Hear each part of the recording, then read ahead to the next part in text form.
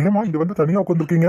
சும்மாதாப்பா இவ்வளோ நேரம் ஹாலில் தான் இருந்தேன். இப்பதான் கொஞ்ச நேரம் படுக்கலான்னு வந்தேன். மாத்திரை சாப்பிட்டு உட்காந்துருக்கேன். அம்மா பசங்களுக்குலாம் 2-3 நாள் லீவ் இருக்குமா, அதனால அக்கா வீட்டுக்கு போயிட்டு வரலான்னு பாக்குறோம். அப்படியா? சரி சரி, எல்லாம் போயிட்டு வாங்க போயிட்டு வாங்க. அவளும் நீங்க வரதில்ல, எப்போ பார்த்தாலும் அவங்க அம்மா வீட்டு சைடே தான் போறான்னு கோச்சிட்டே தான் இருக்கா. சரிப்பா, பசங்களை எல்லாம் கூட்டிட்டு நீயும் போயிட்டு வா. ஏமா நாங்கெல்லாம் போனா நீங்க இன்னைக்கு தனியாவா இருப்பீங்க? நீங்க ஒண்ணு இங்க இருக்க வேண்டாம், எங்க கூடயே வாங்க. அப்படியா? சரிப்பா, போயிட்டு வரலாம். அம்மா பணம் கொஞ்சம் ரெடி பண்ணி கொடுமா, நான் வந்துட்டு சம்பளம் போட்டவனே எடுத்து தரமா. எங்கிட்ட பணம் இல்லப்பா. சரி, நான் சாந்தி கிட்ட போய் கேட்கறேன், அவங்க கிட்ட வாங்கிட்டு வந்து கொடுக்குறேன். நீ போயிட்டு வந்துட்டு அப்புறம் கொடுத்துரு. சொல்லியே வாங்கிட்டு வரேன், மகன் சம்பளம் போட்டா தான் எடுத்து தருவேன்னு சொல்லுவான்னு சொல்லியே வாங்கிட்டு வரேன். சரியா? சரிங்கம்மா, நாளைக்கு காலையில பரப்பலாம், நீங்க சாயங்காலமா போய் கேட்டு வாங்க. மனசா அம்மா பணம் ரெடி பண்ணி தரேன், நாங்க நாளைக்கு பரப்பலாம், காலையில நேரமா பரப்படு. அது தெரிஞ்ச விஷயம் தானே. இதே மாமனார் வீட்டுக்கு போறேன்னு கேட்டிருந்தீங்கன்னா, நான் என்ன வேலைக்கு போறேன் சம்பாதிச்சிட்டா இருக்கேன், அங்க எங்கேயும் போறக்கு உனக்கு சரியா இருக்குன்னு சொல்லுவாங்க. மக வீட்டுக்கு போறேன்னு கேட்டுக்காங்க, அவங்க பணமா இருந்தாலும் கடன் வாங்கி தரேன்னு சொல்லிருப்பாங்களே.